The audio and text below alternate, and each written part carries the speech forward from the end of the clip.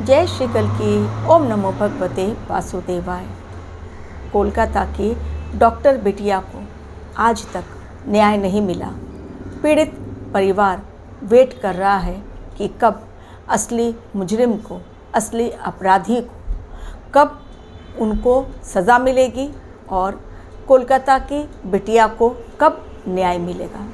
Justice is due. जी हाँ, ये एक इंसान ने लिख दिया जाने के पहले, यानी कहीं ना कहीं आज इंसानी अदालत, हमारा घिसा पिटा कानून जो सदियों से चला आ रहा है, आज कहीं ना कहीं फेलियर अपना दिखला रहा है। सिस्टम फेल, कानून फेल, और यहाँ तक कि अब जो हाई कोर्ट के और सुप्रीम कोर्ट के जज हैं वो भी कहीं ना कहीं इसी ओर इशारा कर रहे हैं। और हद तो तब हो जाती है जब हाई कोर्ट के जज भी या निचली अदालत के जज भी ऐसे क्राइम में मिले रहते हैं। जो रिसेंटली अब सामने आया, एक ऐसा इंसान जो मरने के पहले सब कुछ बयां कर गया और दे दिया, भेज दिया उसने मेल, और मेल के थ्रू सुप्रीम कोर्ट को बतला दिया कि वास्तव में आज का सिस्टम क्यों फेल हो रहा है, क्यों आज के कानून में न्याय के लिए, आम इंसान के लिए कोई गुंजाइश नहीं है। तो आम इंसान जाए तो जाए कहाँ, जब सीढ़ियाँ चढ़ते चढ़ते कानूनी अदालत के, और जब वेट करते करते इंसानी अदालत में न्याय नहीं मिलता, तब इंसान के पास केवल एक सहारा बच जाता है, वो है भगवान का। चूँकि भगवान कल की जो विष्णु भगवान के आखिरी अवतार हैं, उन्हें भी पता है कि ये सब कुछ होने वाला है, क्योंकि इंसान ही बैठते हैं जज की कुर्सी पर। और वो इंसान जो जज की कुर्सी पर बैठते हैं, तो भले ही वो सुप्रीम कोर्ट के जज हों, हाई कोर्ट के जज हों या सेशन कोर्ट के जज हों, लेकिन उनका भी ईमान डोल सकता है, क्योंकि यही है कलयुग और यही है इसकी विशेषता। पैसों का लालच, हर किसी का ईमान डोल जाता है। पैसों की चमक के आगे हर रिश्ता बेजान हो जाता है। यहाँ तक कि आज जो कानून बनाए गए दहेज को लेकर, डाउरी को लेकर, उसमें कई ऐसे निर्दोष आज भी जेल की सज़ा काट रहे हैं जिन्होंने कोई गलती की ही नहीं। कारण ये जो दहेज के लिए कानून बनाया गया ताकि दहेज पीड़ितों को न्याय मिले, आज उसका बहुत गलत तरीके से उपयोग किया जा रहा है, क्योंकि बहुत ही स्ट्रिक्ट कानून है। जो सज़ा मिलती है वो भी बहुत स्ट्रिक्ट, और बहुत आसानी से आज लोग इस दहेज प्रथा के खिलाफ जो कानून बना है, उस कानून का बहुत आसानी के साथ लोग आज यूज़ करके दूसरों को सलाखों के पीछे भेज रहे हैं। और इसी में AI इंजीनियर बेंगलुरु में काम करने वाला, लाखों की सैलरी, 40-50 लाख वो कमा रहा है, ऐसा इंसान, AI इंजीनियर, मात्र 34 इयर्स का इंसान, जो देते देते थक गया पैसे, जिसने 120 बार कोर्ट के चक्कर लगा लिए, बेंगलुरु से लेकर जौनपुर जाना और 120 बार कोर्ट में हाजिरी लगाना। उसका नाम अतुल सुभाष। अच्छा इंसान, जब उसने देखा कि अब कोई न्याय की गुंजाइश नहीं, तो केवल और केवल 24 पन्नों का उसने लिख दिया। सब कुछ उन 24 पन्नों में लिखकर पोस्ट कर दिया। भेजा गया सुप्रीम कोर्ट को, भेजा गया उस अदालत को जहाँ के जज ने भी पैसों की खातिर कानून के साथ न सिर्फ खिलवाड़ किया, बल्कि एक वास्तव में ऐसे दुखी इंसान का दुख और बढ़ा दिया, जिसे मजबूर किया गया कि वो केवल और केवल मौत को गले लगा ले। और जिन लोगों ने इस इंसान के, जो कि मर गया, उसके साथ पैसे ले लिए, उसका सब कुछ लूट लिया, उसके 4 साल बेटे को भी उसकी वाइफ ने अपने पास रख लिया, और मिलवाने के लिए 30 लाख का डिमांड, 3 करोड़ मामला सेटल करने के लिए। क्या पैसे कहीं मुफ्त में छपते हैं या उसको कमाने पड़ते हैं? तो भगवान कल की को भी पता है कि कि ये सब कुछ होने वाला है कलयुग में। एक एक कांड, जैसा कि मैं हमेशा वीडियो में कहती हूँ कि एक एक कांड जब लोगों के सामने आएगा तो बहुत सारे लोग आज जो इस कानून के लिए जेल के पीछे गए हैं और उनके परिवार आज भी न्याय की गुहार लगा रहे हैं, जिनका वास्तव में दहेज से कोई लेना देना नहीं, लेकिन इस कानून से खिलवाड़ किया गया।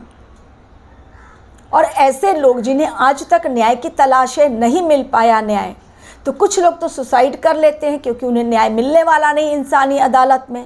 और भगवान की अदालत में बहुत देर से न्याय मिलता है, तब तक इंसान थक चुका होता है, टूट चुका होता है और उसके अंदर अशांति इतनी भर चुकी होती है कि उसे सामने कोई रास्ता नज़र नहीं आता। यही है हमारे देश का सिस्टम, यही है कानून। न्याय की देवी की आँखों की पट्टी उतार दी गई ताकि वो सही गलत की पहचान कर सकें, लेकिन केवल न्याय की देवी की आँखों की पट्टी उतारने से जब तक कानून में बदलाव नहीं हो जाता और जब तक इंसान अपने व्यवहार में बदलाव नहीं कर लेता, तब तक पैसों की चमक इसी तरह से ईमान को खरीदती रहेगी और लोग बिकते रहेंगे पैसों के लिए और न्याय किसी को नहीं मिलेगा। तभी तो भगवान कल्कि ने युग परिवर्तन का कार्य अपने हाथों में लिया है। एक कहानी जब लोगों के सामने आई, तब तक नहीं मीडिया ने कवरेज लिया था उस कहानी की, जो कि अतुल ने खुद अपने जीवन में झेला। आज उनके ही कलीग उनकी कहानी लेकर मीडिया के सामने आ रहे हैं। सब लोग दुखी हैं। उनकी अपनी माँ रोते रोते बेहोश हो जा रही हैं क्योंकि उनका बेटा गया है, लेकिन पत्नी जो इतनी क्रूर, जज जो पैसों की खातिर जिसने अपने कुर्सी तक को बदनाम कर दिया, ऐसे लोगों का खात्मा नहीं होगा तो कब होगा और कैसे होगा, ये तो भगवान कल्कि ही करेंगे। क्योंकि ऐसे ही लोग न सिर्फ अपनी पोस्ट, अपनी पावर का मिसयूज़ कर रहे हैं। ये मैंने पहले भी आपको सेंटेंस कहा था कि अब जिन लोगों ने अब तक अपनी पोस्ट और अपनी पावर का मिसयूज़ किया और अब तक पर्दे के पीछे छिपे हुए थे, अब उनका चेहरा बेनकाब होगा। सत्य ऐसा सामने आएगा, इतना कड़वा सत्य कि लोग उसे निगल नहीं पाएंगे। बहुत तकलीफ़ में लोग आ जाएंगे। आज हर मीडिया, हर चैनल ने इस न्यूज़ को कवर किया और इसको कवर इसलिए किया गया, व्यूज़ बटोरने के लिए नहीं, बल्कि लोगों तक ये बात पहुंची कि वास्तव में ये क्या हो रहा है हमारे देश में। बाहर के देशों में ऐसा कुछ नहीं सुनाई पड़ता जो हमारे देश में सुनाई पड़ रहा है। क्योंकि हमारा देश विश्वगुरु बनने वाला है, लेकिन उसके पहले अग्नि परीक्षा के इस समय से हमारे देश को भी गुजरना है और इसलिए अब तक जो बातें पर्दे के पीछे थीं, अब एक एक करके सबके सामने आ रही हैं। भगवान कल्कि का न्याय, अनबायस्ड कल्कि अवतार्स जस्टिस ज़रूर होगा, सबके साथ होगा। देर है लेकिन अंधेर नहीं। पेशेंस इंसान नहीं रख पा रहा है क्योंकि वो टूट कर बिखर जा रहा है।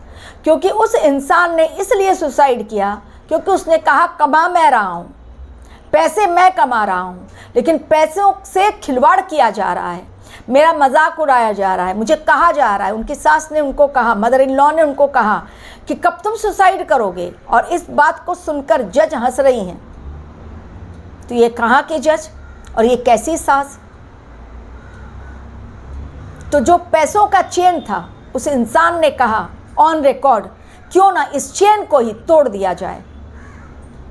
माँ बाप के लिए सहारा जिसे बनना था, उसने कहा जाते जाते मुझे माफ़ी चाहिए, लेकिन मैं क्या करूं, और मेरे बेटे को ले लेना उस क्रूर औरत के हाथों से मेरे परिवार को सौंप दिया जाए।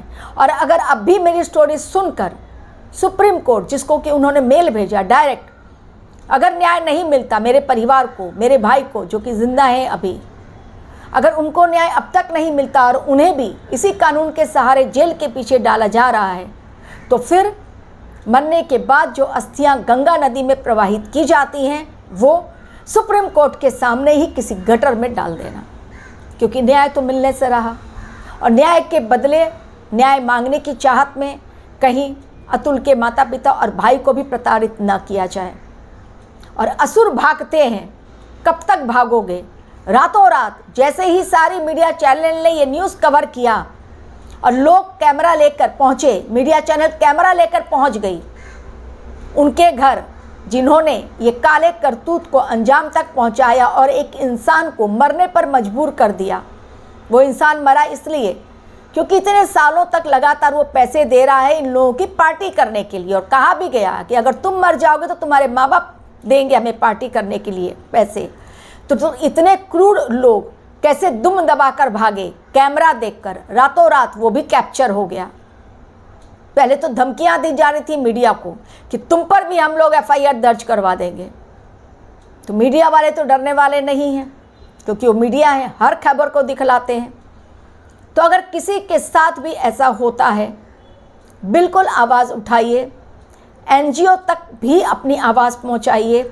अतुल ने भी मेल केवल सुप्रीम कोर्ट को नहीं पहुंचाया, बल्कि एक फेमस NGO के पास भी अपनी मेल की कॉपी भेज दी है। जो उन्होंने मेल किया, अपनी वॉइस रिकॉर्डिंग भेज दी उन्होंने, जो कुछ उन्होंने 1.5 घंटे में रिकॉर्ड किया, 24 पन्नों में उन्होंने क्या क्या लिखा वो भी भेज दिया।